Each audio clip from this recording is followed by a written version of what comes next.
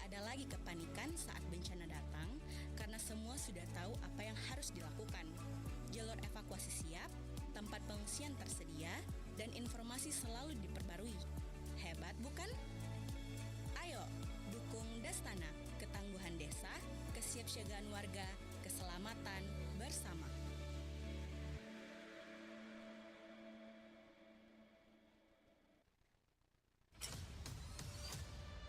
Kabaratna Pro 4.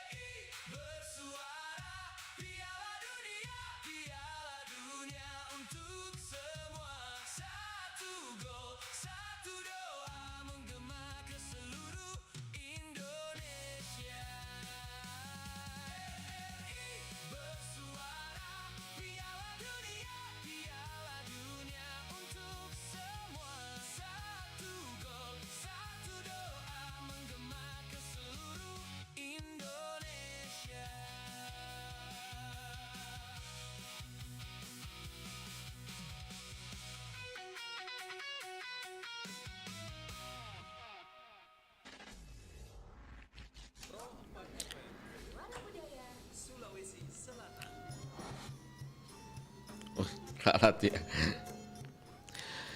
Assalamualaikum warahmatullahi wabarakatuh. Salam sejahtera bagi kita semua. Salam Om Swastiastu, Namo Buddhaya, salam kebajikan. Jumpa lagi saya Bang Rian di ruang dengar Anda, sahabat budaya. Tentunya di pukul 9 ini atau kurang lebih 1 jam kita akan berdialog di program khusus yaitu ketersediaan energi. Dan tentunya kita akan membahas bagaimana pasokan energi yang ada di Sulawesi. Nah, tentu kita menghadirkan narasumber kita di pagi hari ini. Beliau adalah manajer Corporate Communication dan Relation PT El Nusa Petrofin. Beliau bernama Putih Arsa Bagus Wibowo. Nah, untuk lebih dekat lagi dengan narasumber kita langsung terhubung dia. Halo, assalamualaikum, selamat pagi. Waalaikumsalam, selamat pagi. Ya, bagaimana kabar pagi hari ini? Alhamdulillah baik ya. Baik. Nih sehat ini, bugar juga ini. Bugar. Nah, ini lihat jabatannya ini kayaknya dari pusat ini ya. Yes. PT Petrofin Pusat. Nah, ini kebetulan jalan-jalan ke Makassar ya. Iya, kita Bakudapa. Bukan bahasa sini ya Bakudapa. Oh, Bakudapa bukan, itu dari daerah bagian timur sana. Oke. Jalan-jalan sekaligus kerja. Oh iya tahu. Sudah berapa hari di sini? Baru semalam. Kemarin siang. Tapi sudah sering mungkin ya ke sini ya. Alhamdulillah sudah cukup sering. Berarti sudah bisa katakan orang Sulsel di Tawa. Ya, bisa dikatakan seperti itu. Oke, ini kita akan membahas ini tentang ketersediaan energi. Nah, kalau kita mau spill dulu, mungkin masyarakat masih mungkin sering lihat sih tulisannya, tapi mungkin lebih detail lagi, mungkin mau tahu lah gambaran kecilnya. Ini bisa dijelaskan tentang El Nusa Petrofin itu apa sih sebenarnya? Iya. Mungkin bisa disampaikan atau mungkin panggilannya siapa enaknya? Arsa saja. Oke, siap. Mungkin ke Arsa bisa digambarkan sedikit ini El Nusa Petrofin itu apa sih? El Nusa Petrofin makhluk apa ya, Bang Opik? Iya. Makhluk apa gitu maksudnya? Oh, makhluk. Oh, ini ada makhluknya. Bercanda. Oh, bercanda. Kirain sih ya. Oke, El Nusa Petrofin sendiri kita di keluarga besar Pertamina. Kebetulan El Nusa Petrofin ini anak dari El Nusa Tbk, di mana El Nusa Tbk adalah anak dari Pertamina Hulu Energi. El Nusa Petrofin sendiri mostly bergerak di jasa hilir migas sebenarnya. Dan kita berdiri dari tahun 96. Jadi usianya udah insya Allah Juli nanti 30 tahun. 30 tahun. Gitu. Sebagian besar kegiatan operasional dan bisnis kita bergerak pada distribusi energi atau distribusi BBM. Jadi kalau misalnya Mas lihat sekitar mungkin beberapa bulan atau setahun terakhir sempat lihat truk merah putih tulisannya El Nusa Petrofin di sampingnya, truk Pertamina seperti itu. Sekarang udah kembali lagi menjadi tulisannya Pertamina. Nah, itu yang bisnis atau operasional terbesar dari El Nusa Petrofin, yaitu pendistribusian energi. Yang kedua, kita juga punya bisnis industri marine and trading dari BBM industri. Gitu.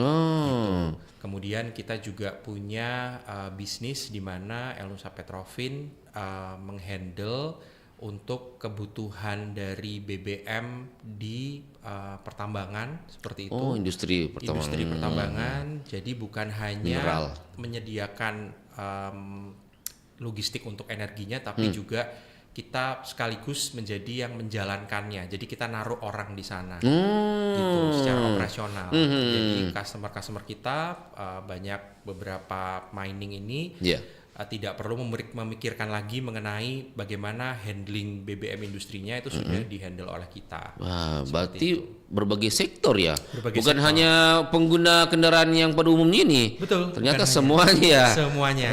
Cuma memang yang di Makassar yang terlihat dan yang besar itu adalah yang distribusi BBM. BBM, gitu. Baik. Kita juga ada ini chemical untuk membantu pengeboran. Chemical ada juga. Masuk juga bagian dari El Nusa juga. Masuk juga El Nusa Petrofin. Pengeboran minyak gitu. Pengeboran minyak kebanyakan ada di Sumatera.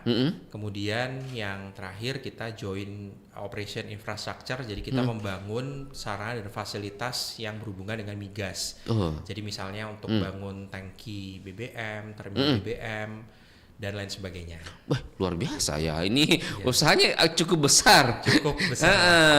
Pantas 30 tahun, luar biasa pengalamannya ini.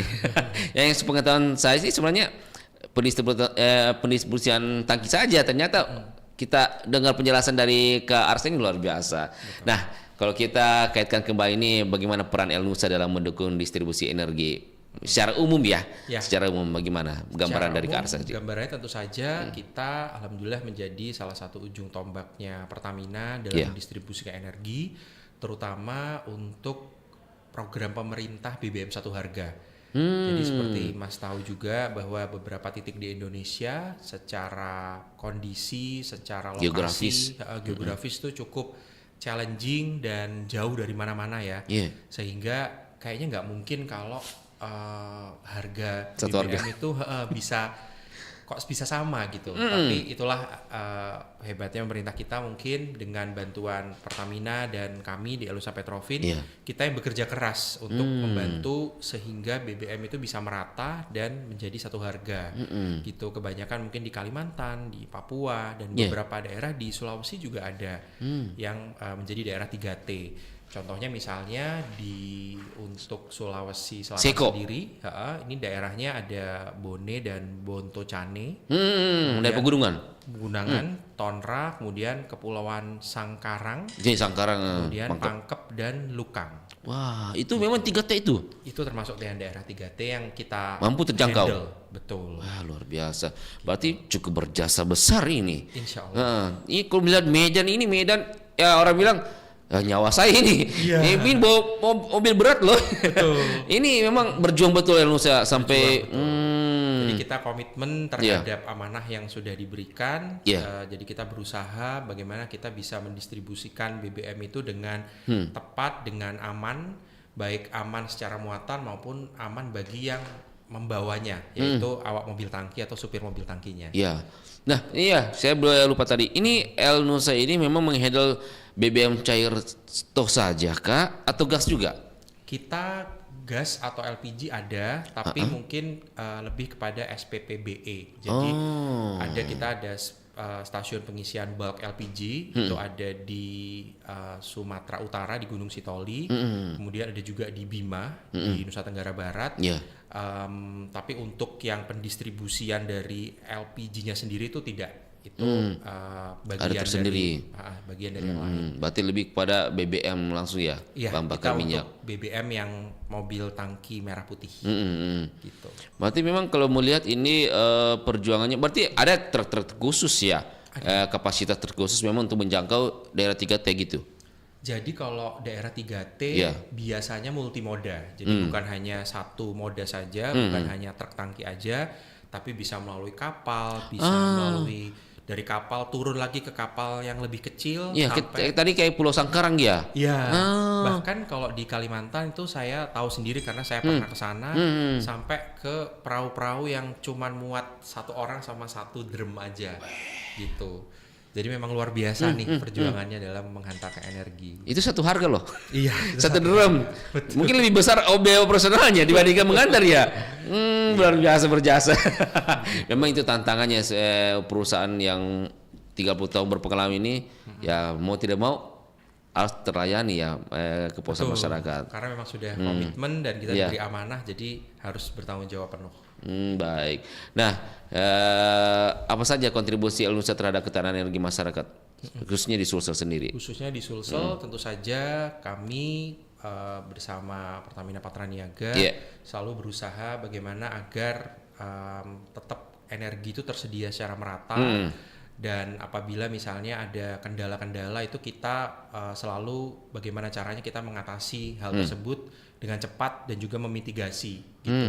Jadi ibaratnya masyarakat terima bersih aja bahwa energi itu selalu tersedia insya Allah di lokasi mereka gitu.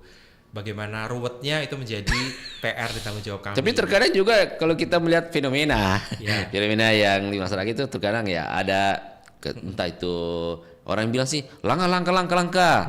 Nah, bagaimana penjelasannya dari El Nusa Petrovin ini? Menjawab hal ini.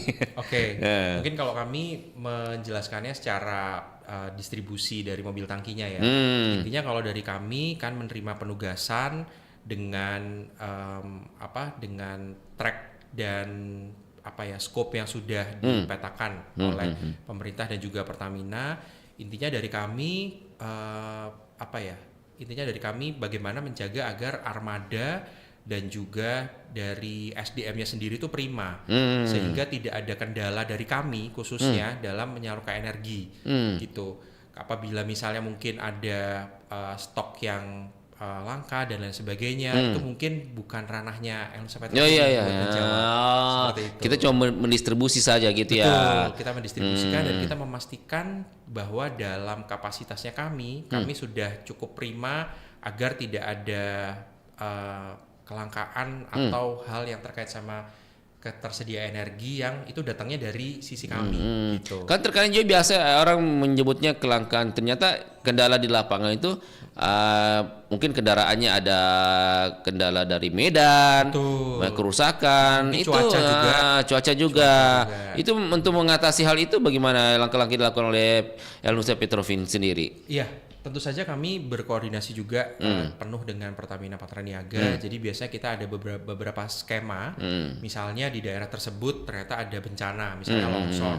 Jadi dari mobil tangki yang mengangkut minyak atau BBM dari terminal BBM biasanya daerah A gitu ya. Tapi karena di jalan menuju di lokasi tersebut terputus, kita biasanya memakai skema kita datangkan BBM tersebut dari terminal BBM yang terdekat lainnya yang bisa menjangkau seperti itu. Kalau misalnya sama-sama keputus, mungkin bisa dari mode transportasi yang berbeda, bisa dari laut, kemudian dari truk lagi seperti itu.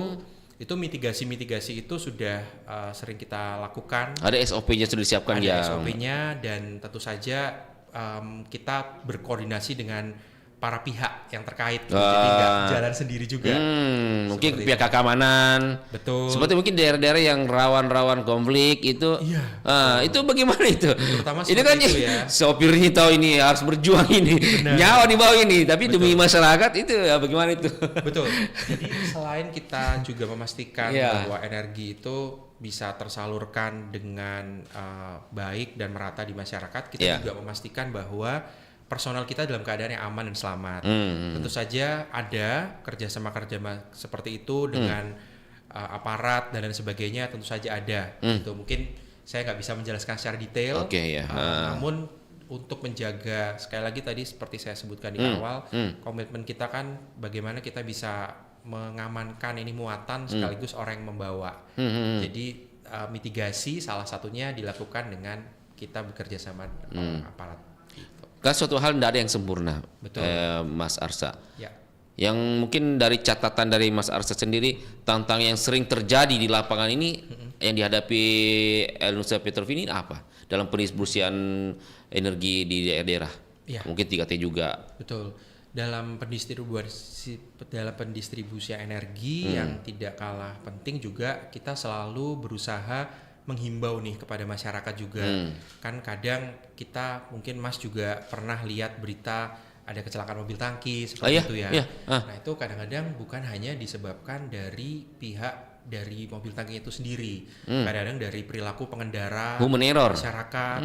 Itu misalnya nih kita sudah hati-hati karena dari mobil tangki sendiri dan pengendara itu SOP-nya cukup ketat, Mas. Bahkan tidak sembarang. Tidak sembarang, bahkan juga ada batasan kecepatan. Jadi misalnya di tengah kota itu sekian, kalau luar kota sekian, dan mereka itu dipantau oleh sistem yang terintegrasi. Betul. Jadi ketika misalnya mereka melewati batas kecepatan atau overspeed itu nanti langsung ada alertnya. Betul. Dan menjadi catatan ketika mereka nanti kembali ke terminal BBM gitu. Makanya kita juga cukup sering melakukan edukasi. Terakhir kita menggandeng kepolisian di pelabuhan, mengadakan edukasi kepada masyarakat, terutama anak-anak SMA, bagaimana bisa berkendara atau safety riding yang baik, terutama di sekitar mobil tangki. Karena ada blank spot. Ada blank spot, betul. Banyak yang nggak ngerti bahwa pengendara itu nggak ngelihat sebenarnya kalau ada sepeda motor yang terlalu dekat, gitu. Makanya kita selalu di beberapa daerah itu menggandeng kepolisian juga untuk mengadakan CSR edukasi. Bagaimana pengendara atau masyarakat sikap lah ya, Iya. terutama di sekitar mobil tangki nih biar sama-sama aman dan selamat. Oke, tadi kan sebagian besar mungkin hukuman errornya, Iya, tantangannya. betul.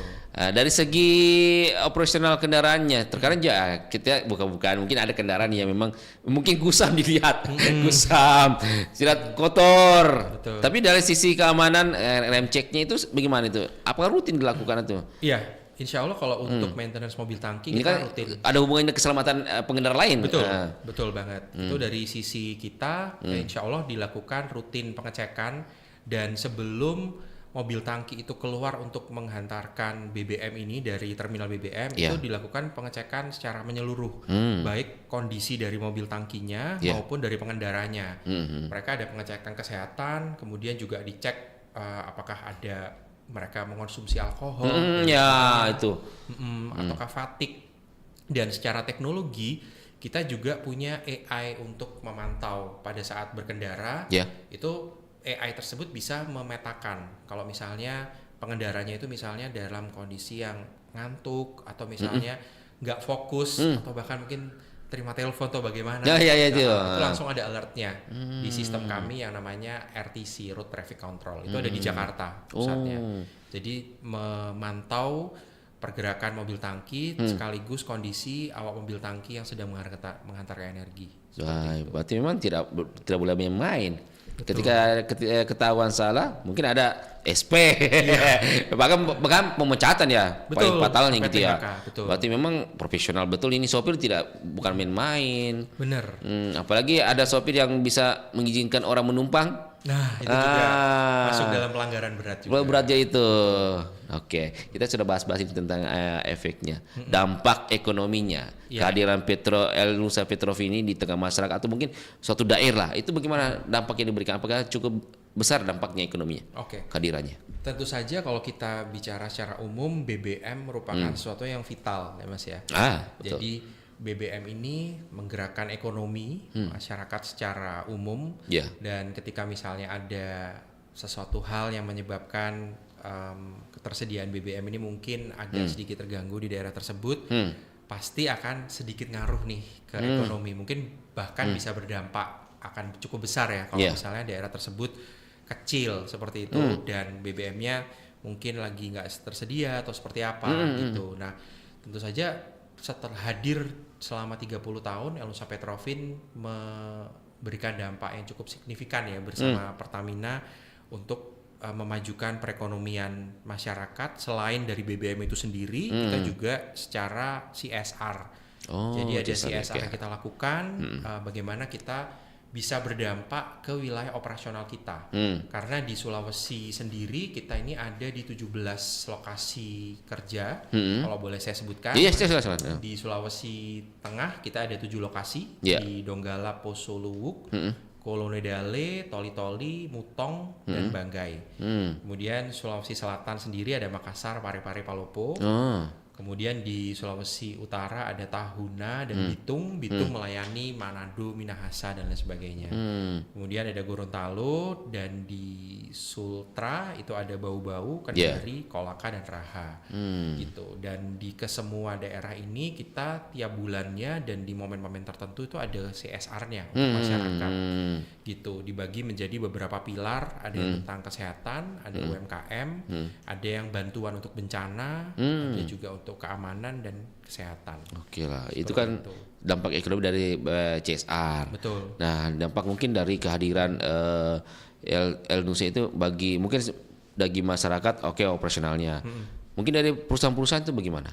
Dari perusahaan tentu saja perusahaan-perusahaan atau industri, karena kita juga melayani BBM industri di Sulawesi yang kehadirannya itu cukup dinantikan pastinya oleh para pelaku industri dan masyarakat, tentunya pasti ngasih kontribusi yang signifikan lah, Mas. Gitu. Misalnya untuk pelaku usaha yang menggunakan solar industri, kalau misalnya kita nggak supply tepat waktu dan misalnya tepat jumlah juga, tentunya akan menjadi kendala kan bagi kelangsungan ekonomi mereka gitu, dan kelangsungan operasional produksi mereka.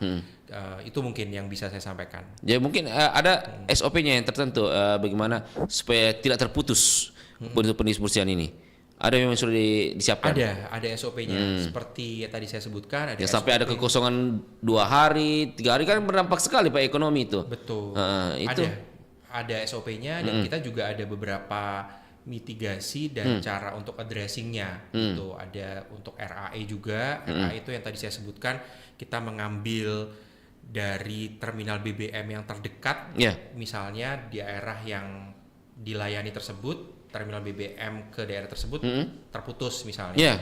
Jadi diambil baik metode seperti itu maupun multimoda. Jadi itu sudah ada dari Pertamina. Bahkan untuk yang misalnya di luar dari Sulawesi ya, kita lihat bencana kemarin yang di Sulawesi, di Sumatera Utara dan Aceh, itu bahkan kita pendistribusiannya bisa menggunakan pesawat.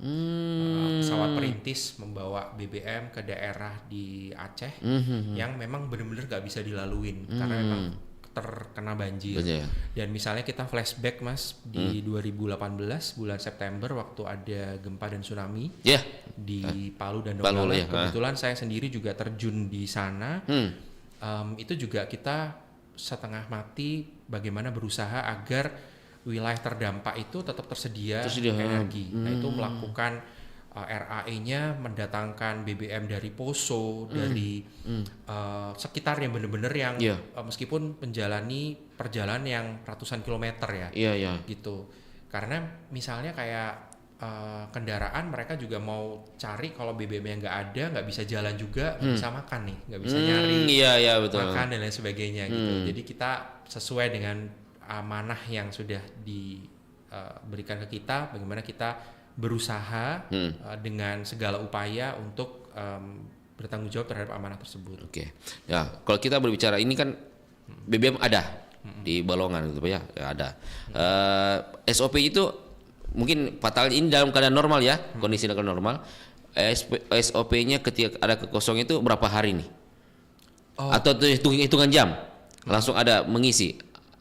Mungkin di SPBU ada biasa kosong-kosong berapa hari itu, ada SOP-nya berapa hari kosong itu paling fatal. Ya, kalau mungkin soal itu mungkin ranahnya Pertamina untuk menjawab ya. Ya, kalau dari kita mungkin lebih kepada mobil tangkinya. Jadi misalnya ada mobil tangki yang dalam keadaan tidak bisa dipakai nih, rusak padahal dia misalnya kapasitasnya cukup besar nih, sekitar 16.000 liter misalnya. Nah, itu harus diganti secepat mungkin, nggak boleh lebih dari 12 jam. 12 jam. Bahkan mungkin biasanya kita malah kurang dari 12 jam. 6 jam itu sudah tersedia karena didatangkan dari terminal BBM yang lain. Gitu. Bahkan mungkin dari pulau yang lain. Gitu. Nah, di situ dari Pertamina menugaskan ke kita gimana caranya, pokoknya tetap harus jalan. Mau didatangkan dari mana? Bagaimana caranya? Itu yang biasa aja agak pusing. Apa ya cari? Betul. Kemarin waktu bahkan kalau misalnya ini Mas ngebahas mengenai bencana yang di Sumatera, itu kita mendatangkan dari Pulau Jawa bahkan. Untuk mobil tangkinya karena di sana kan memang terjebak di wilayah banjir ya. Sedangkan harus terus terdistribusi. Jadi gimana caranya dari tim operasional kita mendatangkan dan mencari mobil tangki dari Jambi, dari sekitar, dari sekitar gitu. Backup isinya. Backup, tapi tidak boleh membuat distribusi di daerah yang membackup tersebut juga jadi bermasalah. Gitu. Nah itulah gimana kompleksitas Elusa Petrofin dalam menghantarkan energi. Gitu. Nah, kita ini agak sedikit ada mungkin kasus ya. Terkadang ada nakal. Mungkin kemarin ada ya ditangkap ini si sopir ini. Dia membuka segel dari itu bagaimana, itu kan akan merugikan dari SPBU sendiri sebagai konsumen. Terkadang dia mencuri berapa liter atau bahkan juga ada yang mencampur kandungan dalam tangki. Itu bagaimana itu dari Elusa Petrofin itu menjaga kualitas kepada konsumen ini? Betul. Tentu saja itu beberapa pelanggaran-pelanggaran yang masih menjadi PR ya buat kita. Di kita intinya bukan hanya SPBU Mas yang dirugikan. Kita sebagai korporasi juga dirugikan dengan oknum tersebut. Karena kan kita juga harus mengganti ya ibaratnya seperti itu. Jaminan. Namun yang pasti sebelum muatan itu keluar dari terminal BBM itu sudah ditera ibaratnya, sudah sesuai dengan jumlahnya, kemudian secara kualitas juga. Jadi begitu keluar tuh sudah dijamin, dan begitu nyampe tuh sudah dijamin karena ada proses serah terima. Dan ketika misalnya terjadi yang seperti itu, kita bicara pelanggaran, itu sanksinya bisa sampai PHK. Dan kita itu mendukung aparat kepolisian dan aparat yang terkait ya dengan hal tersebut untuk mengungkap gitu. Dan kita selalu terbuka untuk misalnya apa nih dari Petrofin untuk bisa mengatasi hal tersebut, kita sangat terbuka dan mendukung gitu. Jadi kita bukan pihak yang berkontra, enggak, kita justru dirugikan juga, dan kita kerjasama gitu, dengan kepolisian dan pihak terkait untuk mengungkap ini, dan sanksinya tegas. Sudah banyak yang di beberapa daerah yang ditengarai dan terbukti melakukan pelanggaran, kita PHK. Oh, PHK gitu. Oh iya, saya sempat juga lihat ini tangki di jalan-jalan itu ada yang warna biru. Ya. Itu masuk ranahnya El Nusa Petrofin kah? Ya kan, seperti hal El Nusa juga menyediakan di industri-industri, ada orangnya El Nusa. Nah, itu mobil yang biru itu memang El Nusa punya, cuma beda warna, atau swasta punya itu? Nah, kalau untuk putih biru betul memang untuk melayani BBM industri. Jadi bedanya sama merah, kalau merah kan buat SPBU. Di El Nusa Petrofin betul melayani juga untuk BBM industri, namun memang tidak semuanya dihandle oleh El Nusa Petrofin. Jadi Pertamina kan juga membuka kemitraan dengan swasta untuk melayani BBM industri tersebut. Jadi ada yang memang El Nusa Petrofin, ada yang swasta. Gitu. Nah, biasanya ada identitas PT-nya. Oh iya. Gitu. Tapi tetap ada pengawasan dari El Nusa itu? Ada yang, kalau itu memang ranahnya El Nusa Petrofin, tentu saja pengawasannya dari El Nusa Petrofin. Gitu. Baik. Nah, ini kita bicara inovasi teknologi. Tadi sudah mungkin sudah ada AI-nya dalam mobilnya. Ada teknologi lainnya yang lebih mungkin lebih wah dari yang dihadirkan oleh El Nusa Petrofin. Siap. Jadi sebenarnya yang tadi RTC itu merupakan teknologi yang baru dan terus kita perbaharui gitu ya perkembangannya, Mas. Jadi teknologinya namanya RTC, Road Traffic Control. Jadi kita punya semacam markas di Jakarta yang terdiri dari banyak orang, dan tiap dari orang itu menghandle beberapa supir istilahnya, dan memonitor bagaimana kondisi dari penyaluran BBM itu sendiri. Jadi tidak hanya memantau dari AI tentang kondisi mobil supir mobil tangkinya yang misalnya lagi ngantuk, lagi fatigue, lagi telepon, atau gak pakai seat belt, atau misalnya mohon maaf cuma pakai singlet doang gitu ya. Itu juga ditegur dan menjadi catatan. Tapi juga misalnya nih, kok dia berhenti ya, padahal itu bukan titik tempat berhenti nih gitu. Oh, ada juga ada titik tertentu dia harus berhenti. Bukan. Jadi misalnya dia berhenti tapi bukan di titik tempat rest area-nya misalnya. Iya. Jadi kan bisa dicurigai bahwa wah, ini melakukan sesuatu nih. Iya. Istilahnya mungkin kalau teman-teman media bilangnya kencing gitu ya. Iya, itu kencing. Jadi disitulah kita memitigasi dan berapa lama nih. Jadi kalau mereka berhenti itu langsung ditelepon. Dan ngapain segala macam, dan harus cepet-cepet. Jadi kadang-kadang mereka kan mau pipis, mau apa segala macam, tapi kok pipis doang bisa agak lama gitu. Nah, setelah itu nanti akan ada investigasi dari pengawasnya ketika dia kembali gitu. Termasuk juga mengkonfirmasi ke SPBU-nya apakah pada saat serah terima ada selisih atau seperti apa gitu. Jadi kita monitor sekali dari kualitas penyaluran BBM-nya di penerimanya, itu di SPBU-nya. Tapi kan saya biasa saya ke Bone biasa kan itu daerah pegunungan. Pegunungan. Memang itu mobil tangki diperbolehkan, dia harus bermalam. Ada kategori tertentu. Ada. Boleh. Jadi memang ada yang boleh memang untuk istirahat, dan memang tempatnya sudah ditentukan oleh kita gitu, yang bukan mereka ngasal berhenti sendiri gitu, Mas, kecuali dalam keadaan yang darurat. Itu pun mereka secara SOP harus langsung melaporkan nih kondisinya seperti ini gini. Kalau enggak kan dari sistem akan mendeteksi gitu. Jadi sebenarnya penyaluran BBM melalui mobil tangki itu tidak sesederhana itu, kompleks banget dengan banyak aturan, dan ketika ada pelanggaran tentu saja sanksinya juga nggak main-main gitu. Jadi itulah salah satu bentuk komitmen kita sebenarnya. Dan terkadang juga ada biasa mobil tangki itu dia saling menunggu. Yang saling menunggu dengan mobil yang lain dalam satu jalur. Nah, itu diperbolehkan juga. Kan ini kan akan bisa mengganggu pendistribusian juga. Kok bisa terlambat? Ternyata dia saling menunggu dulu baru sampai bersama-sama. Betul, kadang itu juga terkait sama koordinasi di lapangan dari pengawasnya mungkin ya. Gitu, bahwa misalnya karena memang tiap daerah secara demografi itu cukup berbeda satu sama lain. Ada kondisi-kondisi tertentu yang memang mereka mungkin harus idle dulu seperti itu, Mas. Luar biasa. Kadang-kadang juga kita kan juga banyak gitu ya masukan dari masyarakat yang masuk ke 135 call centernya Pertamina maupun di emergency call-nya kita. Oh, ini ada mobil tangki lama berhenti gini-gini, apakah itu gini-gini, itu langsung kita tindak lanjuti juga gitu, dan kita kaitkan juga dengan inovasi kita tadi. Match nggak datanya gitu, dia berhenti berapa lama, kemudian kondisi awaknya pada saat mereka di kendaraan itu kelihatan lagi gelisah nggak ya gitu. Itu semua data itu kan kita matchkan gitu untuk mendapatkan objektivitas apakah dia melakukan pelanggaran apa enggak gitu. Ya, saya biasa jujur-jujuran juga. Oke lah, kalau ketika ada muatannya memang kendaraan itu kecepatannya agak lambat karena memang ada muatannya. Yang terkadang biasa bikin series ya. Ya biasa kan saya pulang daerah ya. Ketika kendaraan tangki itu keadaan kosong, dia kecepatannya luar biasa. Terlalu cepat. Itu membahayakan sebenarnya. Dan apalagi mobil besar itu bagaimana itu hal itu? Apakah ada memang call center yang kita bisa hubungi mengadukan atau mungkin bisa dipantau langsung? Oh, ini kecepatannya tidak wajar ini. Biasa ugal-ugalan gitu. Iya.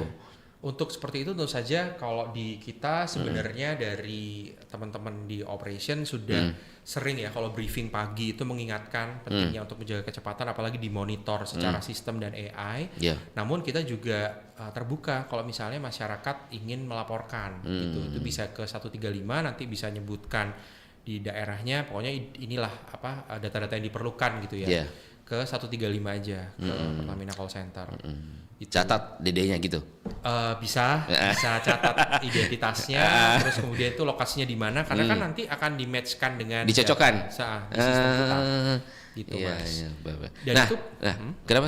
Sekedar menambahkan aja, jadi yang aduan-aduan yang masuk masyarakat tuh bukan hilang begitu saja. Karena itu benar-benar ditindaklanjuti. Karena kan pertanggungjawaban kita benar-benar sampai ke pemerintah ya, dari Pertamina ke Pertamina, kemudian ke pemerintah gitu. Karena kalau ada trouble atau bagaimana kan pasti ditelusuri nih. Telusuri root cause-nya apa nih ke belakang. Kalau ada yang nggak match kan kita sendiri juga nanti yang berarti quick respon gitu ya. Betul. Luar biasa. Nah, kalau kita berbicara kerjasama antara El Nusa Petrofin dengan pemerintah sejauh ini bagaimana? Alhamdulillah. Khususnya untuk ketersediaan energi. Oke. Alhamdulillah cukup baik, kita selalu maintain key stakeholders kita dengan baik, pemerintah, Hiswana Migas, kemudian BPH Migas dan pihak-pihak terkait bersama dengan Pertamina, tentunya juga dan pihak-pihak lainnya seperti kayak DPR dan regulator. Jadi pemerintah kan juga kita ini menjalankan amanah dari pemerintah, tapi juga butuh dukungan juga. Butuh support, kita juga melayani pemerintah juga, jadi kita ini menjadi satu ekosistem yang saling mendukung antara kita dengan stakeholder, sama-sama saling membutuhkan gitu. Jadi kita selalu jaga hubungan baik, dan teman-teman di lokasi, di operation, kebetulan kalau saya dari Jakarta, kalau teman-teman di lokasi itu punya tanggung jawab untuk memaintain local stakeholders, dan itu juga ada dalam tupoksi pekerjaan mereka. Gitu. Berarti kerjasama bukan saya pemerintah, sama industri juga. Sama gitu industri juga, betul. Termasuk sama organisasi-organisasi yang menaungi atau beririsan dengan bisnis kita, Mas. Seperti tadi saya sebutkan Hiswana Migas, mitra-mitra kita, termasuk juga misalnya dengan pengusaha SPBU, seperti itu. Kalau berbicara prioritas pendistribusian itu ada di El Nusa, mungkin nomor 1 tetap masyarakat, yang kedua ini termasuk mungkin kan disupport juga pasokan BBM untuk PLN juga kan? Ya betul. Ada kalau untuk objek vital gitu ya. Betul. Jadi kalau itu kan kita menerima penugasan dari Pemerintah. Pertamina dari pemerintah itu sudah ada kotak-kotaknya lah ibaratnya. Jadi kita tinggal mendistribusikan saja yang sudah sudah ada listnya, seperti itu. Baik. Nah, ini kan tadi ada beberapa macam perusahaan di Elnusa, ada pengeboran juga termasuk ya. Betul. Nah, sejauh ini bagaimana pengeborannya? Kalau bisa dipetakan, Indonesia ini masih kira-kira masih baca cadangannya tidak? Kalau Elnusa, gambarannya Elnusa ini. Insya Allah. Nah, apalagi kan sekarang lagi ada geopolitik. Iya. Di Hormuz lagi ditutup. Bagaimana kira-kira penelusuran energi kita agak terganggu tidak? Atau mungkin kita sudah mulai mandiri nih, mandiri dalam pengeboran? Ya, mungkin dari saya lebih kepada yang menjadi ranahnya Elnusa Petrovic. Jadi terkait sama tadi ketersediaan, apakah masih di Indonesia masih mumpuni dan menjanjikan gitu ya. Nah, kebetulan di sektor bisnis chemical kita itu kita menjual sebuah sulfaktan ibaratnya yang kita supply ke beberapa anak perusahaan Pertamina lainnya juga yang bergerak di bidang hulu migas. Itu diinjeksikan untuk sumur-sumur tua sehingga minyak yang biasanya kalau sumur-sumur baru bor langsung keluar gitu gampang. Sumur-sumur tua kan karena sudah disedot cukup lama, jadi sumur kandungan minyaknya itu masih di bawah gitu dan di dasar, sehingga butuh sebuah booster untuk dia bisa naik ke permukaan. Nah, itu adalah salah satu jasa kita. Jadi masih cukup menjanjikan. Kebetulan banyak sumur-sumur dari Pertamina Hulu Rokan yang menjadi salah satu customer kita dari produk chemical ini. Gitu. Jadi insya Allah masih sangat menjanjikan lah. Menjanjikan ya. Di Indonesia ini sendiri. Baik, luar biasa. Nah, kalau kita melihat lagi nih dari peran dari Elnusa sendiri. Kan kita melihat ini kan ada handle juga LPG gitu ya. Iya. Walaupun tidak menjadi prioritas ya. Betul. Pengisiannya. Itu LPG subsidi atau biasa aja non subsidi? LPG subsidi yang ini melon. Jadi kita di Gunung Sitoli sama di Bima itu ngisi LPG 3 kilo seperti itu untuk kemudian ya yang mendistribusikannya dari agen. Gitu. Jadi kita punya SPBE-nya. Iya. Gitu. Oh, berarti sama mungkin SOP-nya, cara pendistribusiannya sama ya dengan BBM ya? Kalau yang itu bukan mendistribusikan, tapi pengisian. Oh, pengisian. Oh. Yang mendistribusikan dari ini yang berbeda. Oh, berbeda, mitra lagi itu. Mitra lagi, dari agen biasanya. Oh iya, biasa agen. Berarti ada SPB yang sudah disiapkan Elnusa ya? Betul, kita juga di sana di Sulawesi Utara. Di Amurang, kalau pernah tahu nama daerahnya, itu kita punya terminal LPG. Terminal LPG yang bulat-bulat seperti itu. Disitulah kita jadi truk-truk tangki LPG yang lonjong-lonjong itu ngisi di sana. Gitu. Jadi kita ada. Baik, ini kan 30 tahun. Hampir 30 tahun. Hampir. Elnusa. Bagaimana? Betul. Bagaimana daya serap tenaga kerja SDM-nya di Elnusa? Mungkin jangan sampai kebanyakan asing di dalamnya. Mungkin bisa jelaskan bagaimana nih perannya Elnusa dalam menyerap tenaga kerja selama ini? Alhamdulillah kita tenaga kerja bisa dikatakan mungkin 100% Indonesia ya. Kita karena beroperasinya juga di sini dan bisnisnya juga mendistribusi energi untuk Indonesia, 100% Indonesia. Untuk tenaga kerja khususnya yang ada di unit-unit atau di daerah-daerah, kita memang mengutamakan putra daerah. Itu putra daerah. Banyak misalnya di Makassar ya orang Makassar, gitu. Misalnya di Minahasa Selatan, di Amurang rata-rata orang Amurang, gitu. Yang tentunya disesuaikan sama requirement pekerjaan yang dibutuhkan. Jadi misalnya prasyaratnya ini, kemudian dia atau mereka bisa memenuhi syarat tersebut, lolos dari beberapa tes tersebut, ya diterimalah mereka gitu. Jadi tenaga kerja kita cukup banyak di Indonesia dan melibatkan putra daerah. Pentingnya itu ya. Pentingnya itu, apalagi awak mobil tangki. Itu. Karena kan dia tahu medannya. Tahu medan. Iya. Justru kadang-kadang kita juga kesulitan ketika di daerah tersebut tidak banyak yang memenuhi requirement dari atau persyaratan persyaratan untuk menjadi tenaga kerja kita. Jadi harus nyari dari wilayah yang lain gitu. Jadi kadang-kadang seperti itu tuh kita menjadi kendala juga gitu. Kita membutuhkan tenaga kerja, tapi justru malah di daerah tersebut belum tersedia yang qualified gitu. Jadi makanya kita sekaligus di siaran ini juga mengajak para generasi muda untuk pendidikan tetap penting karena itu syarat untuk masuk ke industri untuk bekerja seperti itu sesuai dengan skill yang kita butuhkan. Iya. Nah kalau kita bicara visi misi nih Pak Arsa, kalau kita hubungkan dengan ketahanan energi nasional, terutama di wilayah Sulsel Indonesia Timur lah, itu bagaimana visi misinya Elnusa sendiri? Visi misinya tentu saja kan kita ingin bagaimana Elnusa Petrofin ini menjadi yang terdepan dalam distribusi energi logistik nasional Jadi juga sesuai dengan amanah dari Pertamina jadi dengan pemerintah, bagaimana Elnusa Petrofin ini bisa membantu untuk pemerataan energi nasional. Indonesia Timur seperti kita ketahui bahwa secara sarana, prasarana, kemudian kondisi dari kontur jalan dan sebagainya itu cukup challenging, tapi kita tidak mudah menyerah dengan hal tersebut. Jadi itulah kita membuat beberapa mitigasi-mitigasi, apalagi daerah-daerah yang cukup sering terjadi bencana. Misalnya mungkin saya sebutkan mungkin di daerah Nusa Tenggara Timur seperti itu yang mungkin kondisi jalannya ya kan kadang-kadang ada longsor, ada labil, kondisi labil. Seperti itu kita sudah mengatur gimana agar BBM itu tetap tidak langka atau tetap terpenuhi. Ada saja cara caranya. Seperti tahun lalu kita alhamdulillah mendapat kepercayaan Pertamina, kita membangun terminal BBM di Labuan Bajo.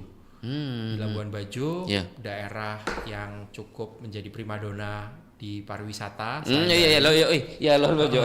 Karena banyak mobil-mobil turis-turis kan, tentu saja kebutuhan BBM-nya tinggi.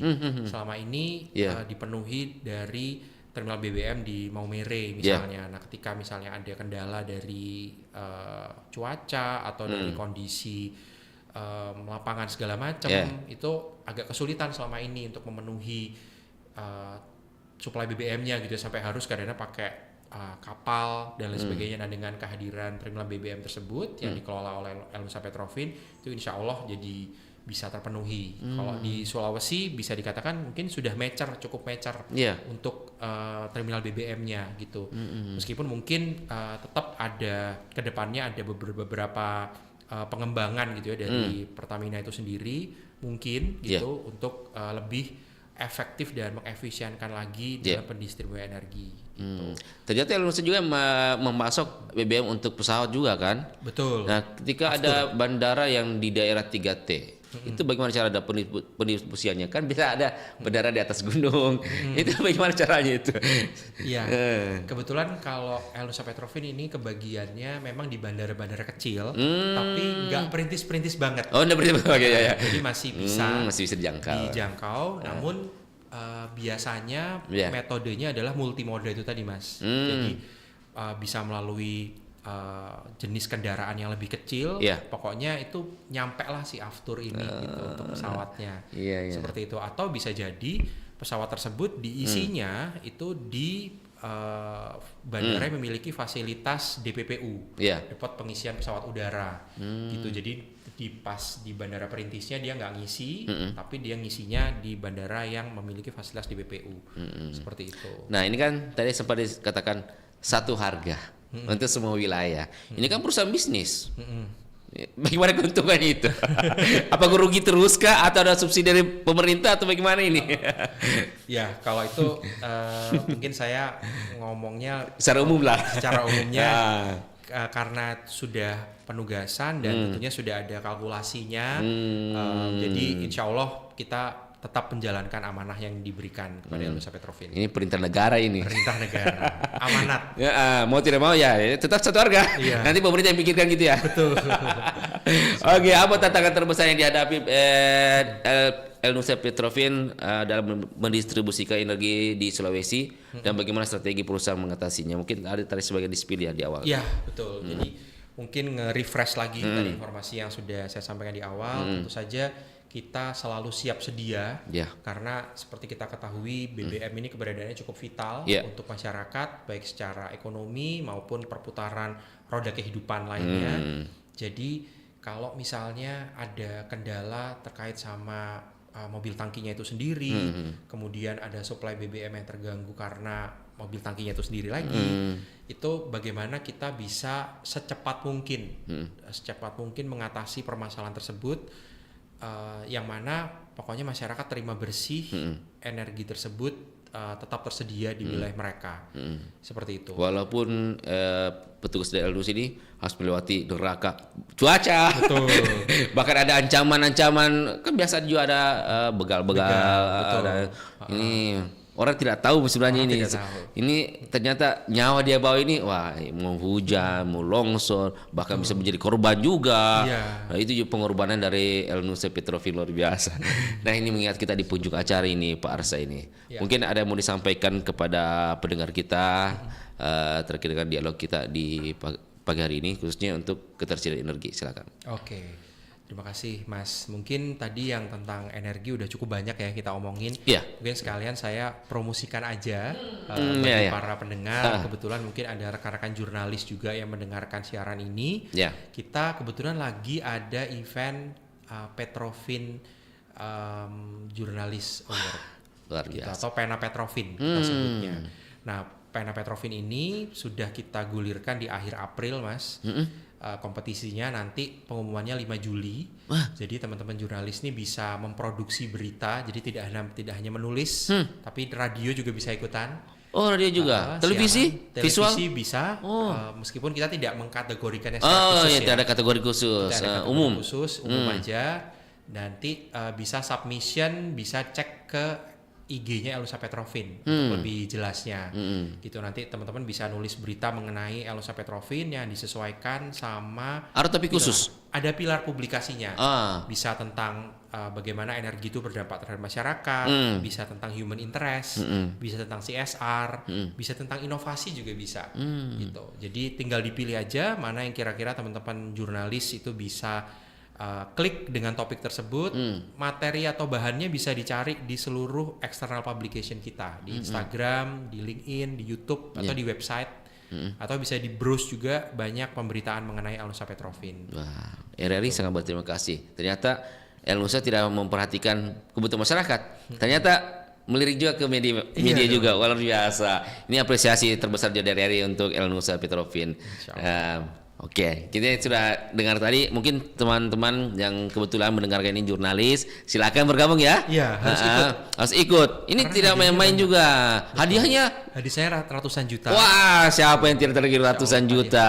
hadiah Ada beberapa kategori pemenang juga kan, Betul. dan terbuka umum. Terbuka umum, yang penting punya kartu pers. Kartu pers itu menjadi tiket utamanya. Tiket utamanya. Baik, mau radio, mau televisi, mau online silahkan gitu ya. Menulis tentang gambaran Elusa Petrofin Petrofin luar biasa. Oke, ini mungkin ada juga pesan mau disampaikan kepada masyarakat terkait dengan ketersediaan energi ini. Apa yang kita mau sampaikan? Ya, yang saya sampaikan pada masyarakat, mungkin terima kasih telah mendukung kita dalam mendistribusikan energi, dan insya Allah kita juga terus berkomitmen mendistribusikan energi kepada masyarakat selama hampir 30 tahun. Dan untuk masyarakat juga ketika misalnya di jalan, yuk sama-sama kita jaga keselamatan, terutama bila di sekitar mobil tangki. Jadi mungkin jangan mendahului, jangan terlalu dekat, perhatikan blind spot, dan jaga kecepatannya. Seperti itu. Yang terpenting terima bersih. Terima bersih. Oke, terima kasih Pak Arsa atau Putih Arsa Bagus Wibowo selaku Manajer Corporate Communication dan Relation PT El Nusa Petrofin, dan terima kasih Pak sudah sempat menyampaikan datang di RRI, apalagi baru 1 hari di Makassar. Kalau bisa lama-lama lagi di sini ya. Nikmati wisata di sini. Iya. Mungkin bisa lihat, oh ini yang udah ada jangkauannya El Nusa ini. Oh iya. Pantau-pantau lah. Belum ke Malinau sih. Oh gitu ya. Siap. Oke, makasih banyak Pak. Sehat selalu Sama-sama. Ki. Jangan lupa berdatang lagi ke RRI. Jangan bosan-bosan lah bersama Terima kasih RRI. udah diundang juga. Siap juga. Oke, saya Bang Rian bersama dengan Kak Arsa atau dari dari Manajer Corporate Communication dan Relation PT Alnusa Petrofin Putri Arsa Bagus Wibowo. Undur diri dari ruang dengar Anda. Assalamualaikum warahmatullahi wabarakatuh. Waalaikumsalam.